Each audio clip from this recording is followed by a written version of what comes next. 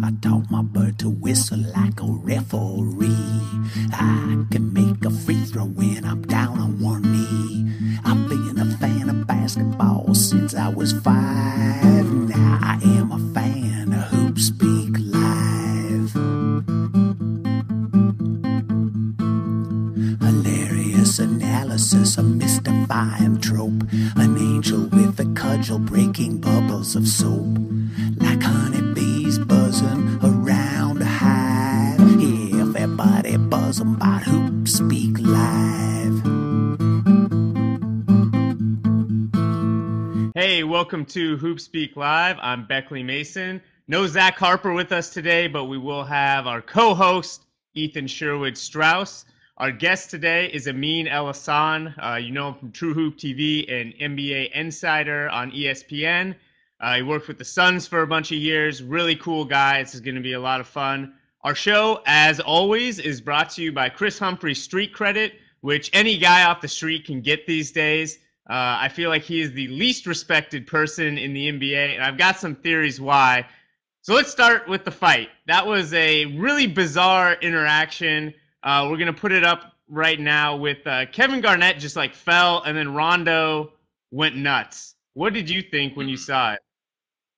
Well, I thought that Rondo looks like somebody you might want to have around if you're moving furniture. The way he dug in his heels and just pushed Chris Humphries, who's a much larger man, into the crowd was very impressive.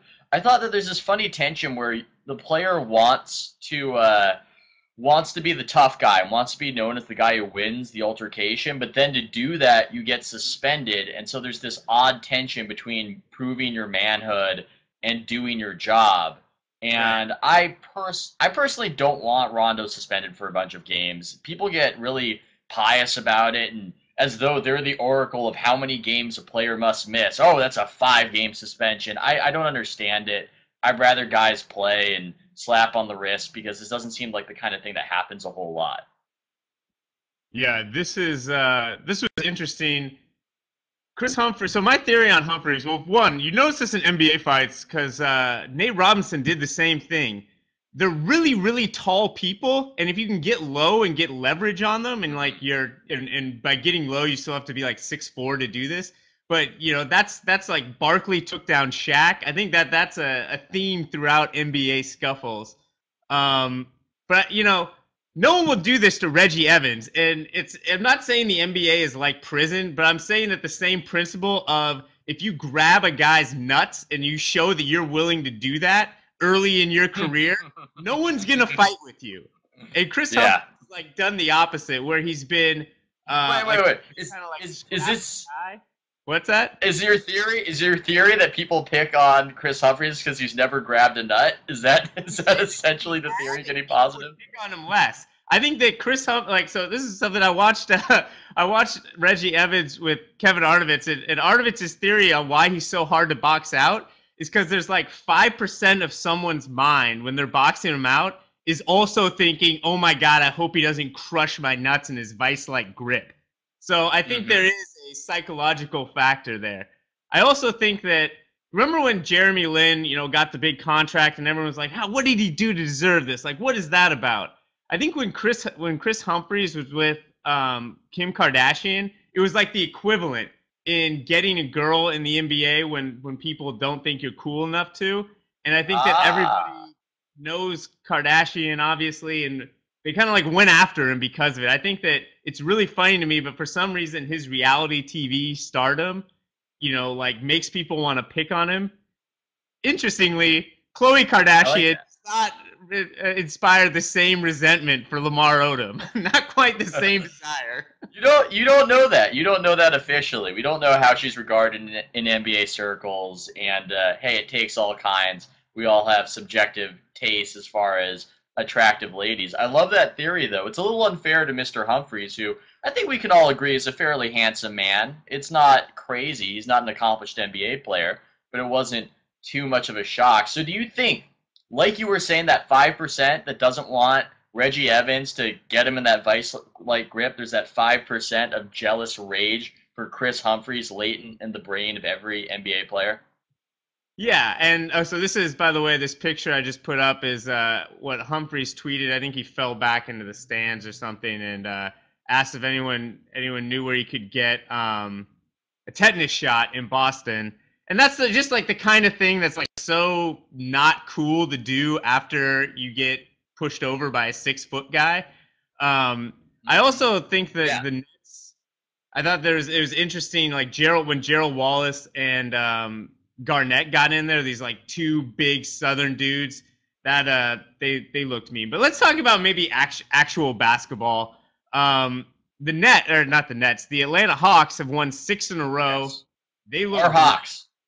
Hawks, yeah. So we both feel Yeah. good about that because that was a team that we were really early all about. Have you getting to Yeah. see them recently? I think that Jeff Teague should play more. He's one of my players, or probably top 5 players. He should play more because this seems like it should be a breakout season for him. But yeah, and on HoopSpeak Live, we give as much love as possible from our loins straight to certain teams that are deficient in the love department. This is an exciting Hawks team, and they've got a great core with Williams and Horford coming back. Horford is reminding us all that he is, if not whatever elite is subjective. He is near elite as a big man, if not elite, and they're a lot of fun to watch despite all the empty seats in their arena. Yeah. So I have a question for you. Do you think that front line needs to be fixed? The Smith Horford front line. I think a lot of people think they need a true center in there. Both of them are power forwards, and then they look at LA and they say, okay, they have 2 centers that are really good. Atlanta has 2 power forwards that are really good. What do you think?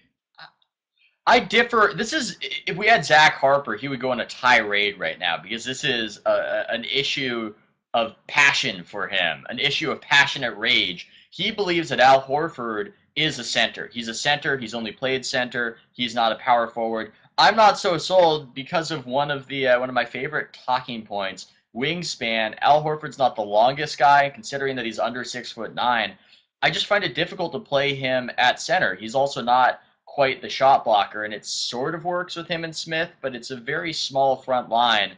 And maybe things would be different if Smith was a little better offensively and hit some more shots and it'd be more workable in the aggregate. But I personally, just based on the size and his mobility, would prefer that Al Horford be in a power forward role. Please, Zach, don't find this and kill me or send me bombs in the mail. That's just how I feel about it. Yeah, I think that. Well, I don't know. I really like them playing together because I think they fill in a lot for each other. The thing that's kind of wild about it to me is that Smith is his offensive rating is terrible. Like the Hawks offense, he submarines it, he hurts it. But they're much better when he's on the court than when he's not because defensively and all the opportunities he creates and rebounds and pushing the ball, I just think that it's a false problem basically. Maybe I line up with Zach in that way. I just don't think that having 2 super talented guys who are mobile is a problem in the same way that having 2 super talented guys who are immobile is. Yeah, no, I agree with that, and we need to make a distinction between problem versus not properly optimized or could be better, and that's hard to do in the not so nuanced world of sports talk. But yeah, I wouldn't say that it's a problem for Atlanta, just that I could envision certain scenarios where Smith is made better use of and Al Horford is made better use of, and together they might not be perfect. Together they're good, they're just not perfect. Yeah, Smith needs to be, in my opinion, Smith has that like kind of age old problem of wanting to play like a 3, but really needing to play like a 5. Yeah, I yeah. love him handling the ball. I like him attacking off the perimeter, off the dribble. The jump shot obviously is a problem that drives everyone crazy. But as the dive man in a pick and roll, like if you just said we're just going to run spread pick and roll with Jeff Teague, who, as you say, should be playing way more. Both Harris and Williams have terrible plus minus compared to Teague, but that might be because they play with the Hawks bench. But never mind. They spread it out with the shooters. Have Smith crashing down the middle of the court where he can catch and then flip to the weak side or drop it off, and then have Horford circling around a pop or coming around from the bottom. I mean, they just seem like in some ways having all that talent and mobility and flexibility, like they should be able to make it work. The problem is Smith short circuits it whenever he takes that jump shot. Well, his role is confusing because he's a 6'7" center in essence, and it's man, just this is nothing profound, but what an odd player, what a fundamentally odd player Josh Smith is at 6'7" with a 7-foot wingspan, I believe, off the top of my head. So not entirely long, not a lengthy guy. We're doing a lot of wingspan in this episode, and yet an incredible shot blocker who can't shoot and happens to have this awesome handle and is absolutely breathtaking going coast to coast in the full court with excellent passing vision but questionable decision making. I'm just not sure that there's ever been a player like this in the history of NBA basketball. It's as fun as it is immensely frustrating. Yeah, he's sort of, that's why he needs to play with Rondo. I think everyone's agreed. Okay, let's get our guest on. I'm really excited to have him on. Super smart guy. I've been enjoying his writing a lot and also his insight on True Hoop TV. Amin Elhassan from, I guess, ESPN now. Hello? So for background, Amin worked for the Suns for a bunch of years, has been around basketball a lot, has done a lot of scouting. And for ESPN, Amin, you've been scouting rookies. You've written about a couple rookies now. What do you think is the main, well, let's not start that way, but if you were drafting someone, if you're thinking about something that you wrote, which is jack of all trades versus specialist, where do you stand as sort of a general rule on selecting one or the other? The general rule is, what does your team look like? There's never a hard and fast rule of thumb, thing that you always fall back on. It's not coloring by numbers. You gotta look at your franchise and where you're going and where you're currently situated, and you gotta find pieces that fit. And what I said in my piece was, if you have guys with defined roles, particularly very prominent defined roles, then you probably need a specialist to fill in those gaps.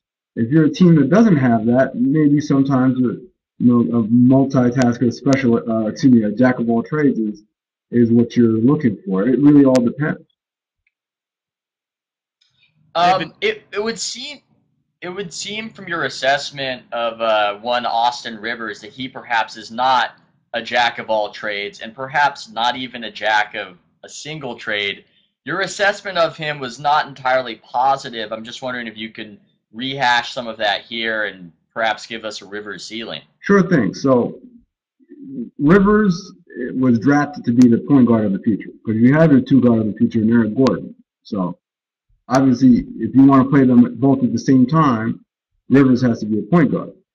But point guard isn't something that it's a switch that you flip on overnight, where for a guy like Rivers, all his life he's been thinking score, and now all of a sudden he has to be a facilitator, or at least have some element of facilitation to his game. Where in the past he hasn't had any of that, not at Duke and not in high school. And as I said on True Hoop TV, I watched the kid since he was a junior, rising senior in high school. This is exactly how he played. He's better now at what he did back then, but it's still the same style of play. So if you expect him all of a sudden to come down the court and not think, where's my shot? You think, oh wait, that guy's open, let me hit him. That's a huge leap of faith. Could it happen 3, 4, 5 years down the line? Absolutely. But I think what we're seeing now is he's trying to do that, and because he's never done it before, he's terrible at it. And he's so terrible at it that he's a liability on the court. So the coach is not comfortable playing him. So he sits him, and he plays the Roberts kid, and he plays Grievous. And now everyone's asking why the number 10 pick in the draft isn't getting any burn. And all that does is build pressure on him. So now either he's going to further try to force the issue, or he's going to revert back to what he is, which is a scorer. That doesn't sound very promising. It's a pick that a lot of people killed when it happened. And, it's looking like an odd fit, but he is, I guess, 20 years old. Yeah. Flipping from really young players to before, really old players. Before we move on, Sorry, go ahead. yeah, no, I just wanted to add on that, and this is something I wish I could have written about, but space did not allow. When we talk about guys like Austin Rivers, Monte Ellis, Ben Gordon, all these guys have something in common, in that extremely gifted scorers, versatile arsenal of scoring. The problem is their size necessitates that they play with someone who's big and is a facilitator first and can defend two guards. So now you're trying to adjust your whole team to their skill set. Optimally, there are guys that come off the bench. You bring them in, just go out there and get buckets, like a Leandro Barbosa or some of those other guys we've seen in the league in years past. But the problem is, they're so good at scoring, the concept of coming off the bench is a slap in the face. How dare you tell me that I'm not a starter, that I'm not the best player on the team, that I shouldn't be starting? So now you're playing this game of trying to placate them when really, if they could just accept their role, things will work out. So Rivers, I'm not deep sixing, I'm not 86ing the guy at all. He can have a successful NBA career. If he wants to be a part of a winner, I think he's got to be coming off the bench, not starting. Yeah, I think that's a great point, and it's funny because I remember talking to a Warriors writer about Ellis a year or two ago, and we were talking about how back when he was playing with Baron Davis, this big slashing point guard who could guard twos and also kick the ball out to him on the wing when he was diving in, and we were saying, oh my God, Ellis just needs to play with someone like that. He just needs to play with a big slashing point guard who can guard twos, somebody like, and then we started to realize that those don't exist. So, those guys are mismatched, and you can say, yeah, so he's not a point guard, and that's not his thing, but you kind of need guys who do that because there are only so many larger players who can fulfill a point guard role. And I just want to throw in, somebody in the comments just wrote, gifted scorer superlative. Ben Gordon is not a good scorer. He takes a lot of shots. I'll say there are a lot of guys in the league that you can give as many shots as Ben Gordon, and they won't look nowhere near as good as he does. I'm not saying that he looks great. I'm just saying he has an ability. It's not efficient, but he has an ability to score in different ways that a lot of players don't. Gordon is having an abjectly terrible season, though. But I think one thing I did want to mention is that in the league, you're seeing a lot more people seem to be trying the 2-point guard look. It's something the Nuggets do. It's something the Warriors, the Knicks do. The Spurs have done it. What do you think about that and kind of the way that kind of multiple pick and roll attacks have proliferated? Do you like the 2-point guard look? I do if at least one of them can shoot. If you've got two guys who can't shoot it, then it's not going anywhere. But, the teams that you all named have at least one guy out of the two who's a reliable catch and shoot player. So in Denver, it's Ty Lawson. In New York, it would be Jason Kidd with his feet set. He's pretty good at catch and shoot. Right. And obviously, when we say these things, we're not talking about based on the 10 games we played this season, everybody. We're talking about based on recent history. You have to respect the Jason Kidd catch and shoot three. That's just a fact. If you're having it. So I like it. It gives a lot of versatility to lineups. It makes it tougher to defend because what a lot of teams will do is they'll run the initial action, and when the defense is all focusing on one side, you swing the ball with a skip pass, and then the other big comes into the side pick and roll, and now you've got to make some tough decisions. So if you've got the personnel to do it, it definitely looks good. So you were with the Suns for a few years, and their training staff is known basically to be wizards. What did you see when you were there?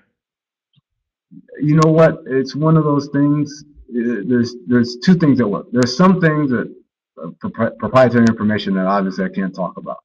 They do things differently than other teams, and that's part of it. The other part of it, though, is the franchise fully empowers the training staff to do whatever it takes to get the guys to buy into the program. So they're really into corrective exercises. They're really into when you lift your weights, you're doing it in a specific way. And they don't care if it has to start with you doing the little 5-pound weights for the girls. You got to do it the right way. It does us no good for you to throw up 500 pounds and your mechanics are completely shot. So, part of it, like I said, is stuff that they do that nobody else does. And part of it is the franchise empowers those trainers to discipline guys, to fine guys. This is how, that's part of the culture in Phoenix. This is what we do. Either you're part of the program or you're not going to pay, or you're not going to play, or we're going to take something out of your paycheck. And for those guys that buy in, like Antonio McDyess, like Steve Nash, Grant Hill, Shaquille O'Neal, all those guys bought in, and you can see where many of them were left on the scrap heap when they came to Phoenix, and then they left looking like they drank from the fountain of their youth. I'm interested in the idea of proprietary information when it comes to injury prevention. How do you feel about the ethics of that? Do you think that that's okay? It's okay if teams are keeping secrets that can potentially extend careers around the league? Is that just how it goes? It's not necessarily a secret. See, when I say that they do things that nobody else does, it's not like they went to a lab and mixed together some potions and boom, oh, we've got the cure for cancer. No, they do their due diligence. They're up on their medical journals and what's the latest happening. And the National Association of I think Sports Medicine is what the acronym is, NASM. They do their homework and then they adopt the things that they think will work. This information is out there for, I believe, all 30 training staffs. It's just, do you believe in it? I can't remember what team it was, or even if it was an NBA team or a college team, but they had a trainer come watch what we did, and then they went back, and a few months later we asked, okay, so how's it going? And pretty much, we didn't like it, so we stopped doing it. Well, I mean, you can lead a horse to water, but you can't force him to drink, and I think that's what happens with a lot of staffs. Is they may have the information that we have, but they just, for whatever reason, they choose not to do it. Or, it's not convenient enough for them, or they can't get their players to buy in. So, I think the organizational support, that's really the bigger element there, is that there's, from top to bottom, from GM all the way down to assistant trainer, hey, this is how we do it. Either you're with the program or you're not with the program. And if you're not with the program, there are consequences. Well, that's kind of what you've described as a healthy organization with rules and rationally enforced consequences. We know, though, that there are many NBA teams that are not run that way, that are not run in seemingly rational, productive, healthy ways. You don't have to name names, but I'm just curious if you've got any horror stories that you've heard from around the league being on the other side of the curtain.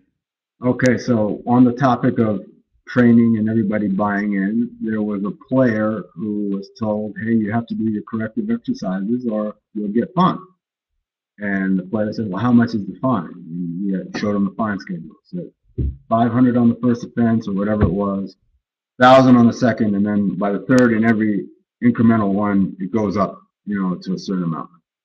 So the guy said, well, how many of these sessions do I have to do per year? So, well, depending on the week, 4 or 5 times a week, depends on whether we're playing or what have you. So he went back, did the math, and then just handed a blank check and said, just bill me at the end of the year. What do you do? Is he still in the league? How'd that work out for him? He's not in the league anymore. But with guys like that, see, and it's always, this is what I always talk about in our league. Unfortunately, there's like a fulcrum. It's a balance, and if your talent is here, the amount of stuff that we can hold you accountable to are usually down here.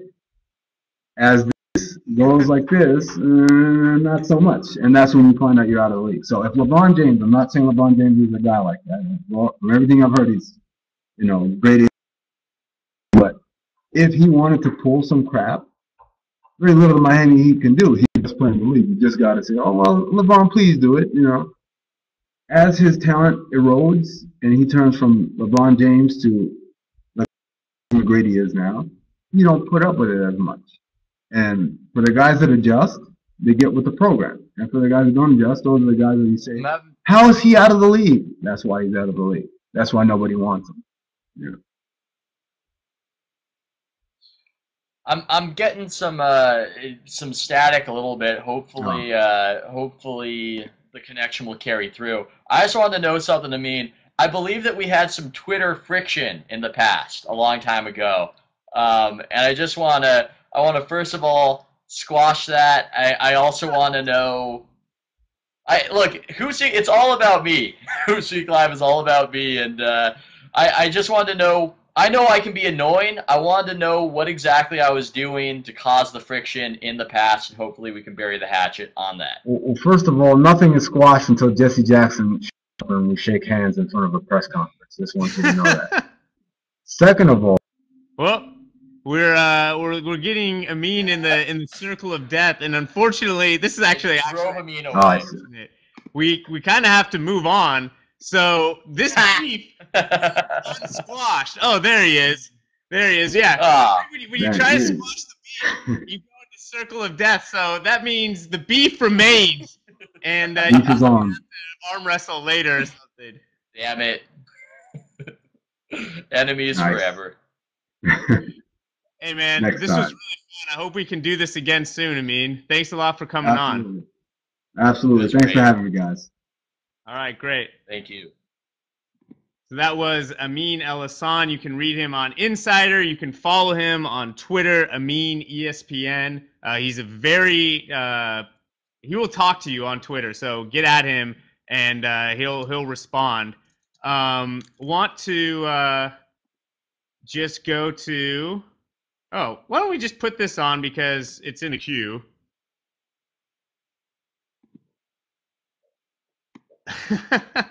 All right. Thank you for adding this, James. In case you're listening to the podcast, here's what it says. In his office, this is from Chris Ballard. Maury keeps a few favorite letters. One he calls "My Letter from God." Return address proves it. It's from God, Sham God. That's pretty good. One of the all-time names for a podcast, of course, was James God Sham Pod, and that's a classic as well. Okay. Classic. I want to talk about this question, which I need to find here. From Chris Barnwall, our man. Why did that not show up? There it goes.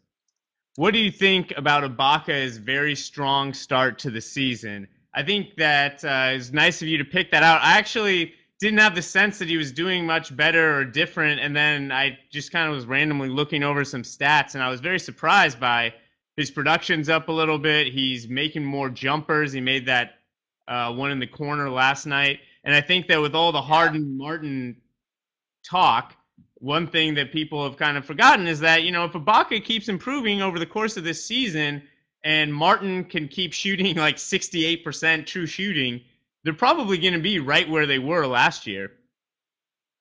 I think that Serge Ibaka, and this isn't about basketball, it's about fancy basketball, which I know, Beckley, that you don't play because you're too good for it. You look down your nose at it. But Serge Ibaka is a dormant fantasy volcano.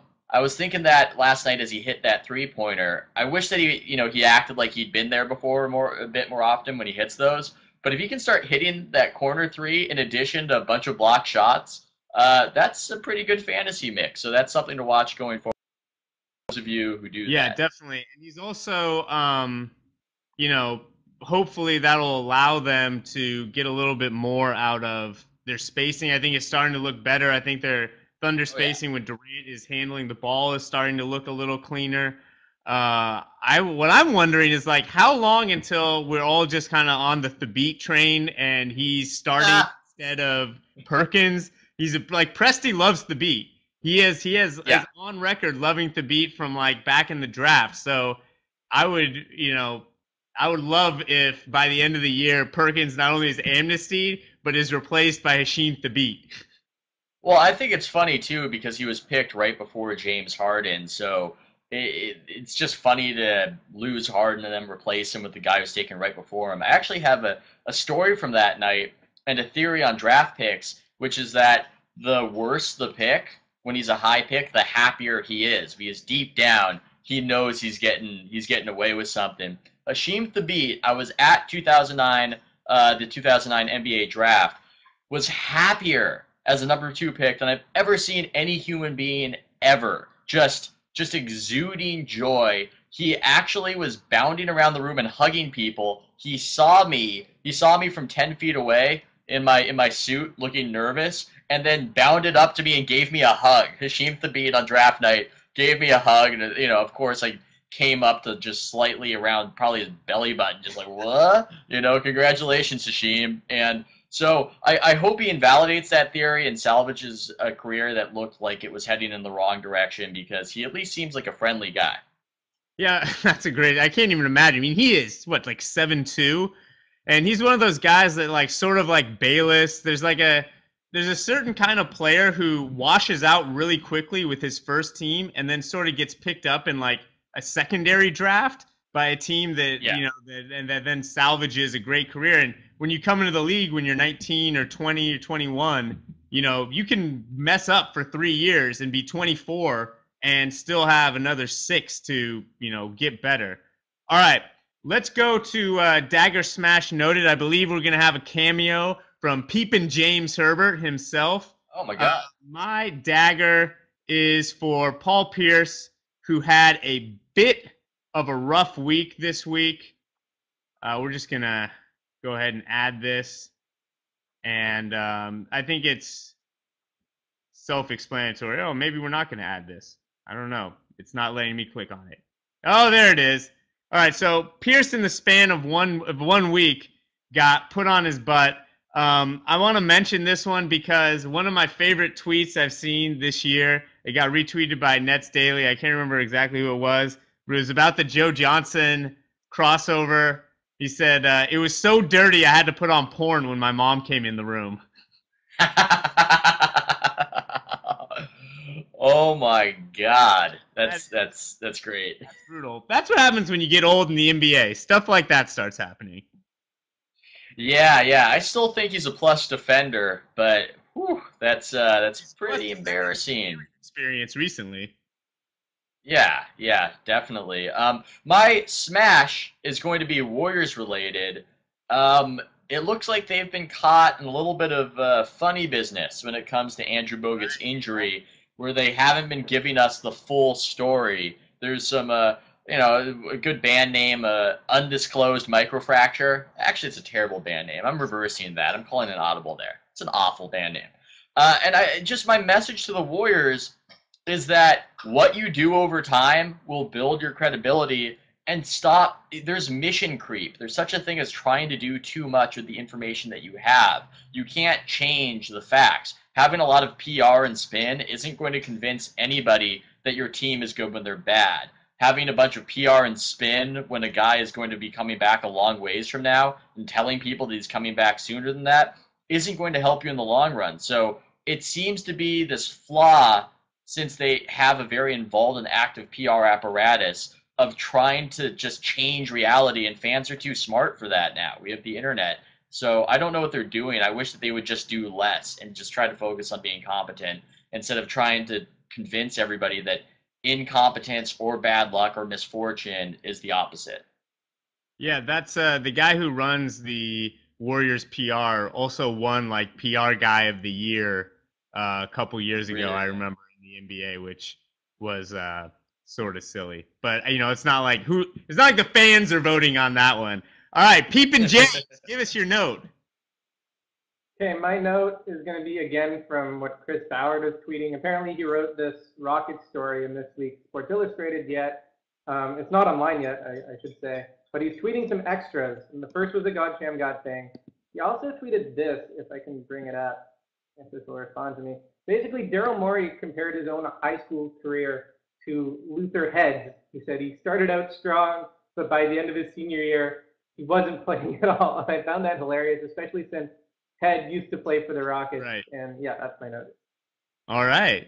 Good, clean fun there from James Herbert. Thanks, man. And good to have you back in action. This was an awesome HoopSpeak Live. I think we're ready to sign out. Thanks for watching. Thanks to Amin. And Roger Bain. Take us out, sir.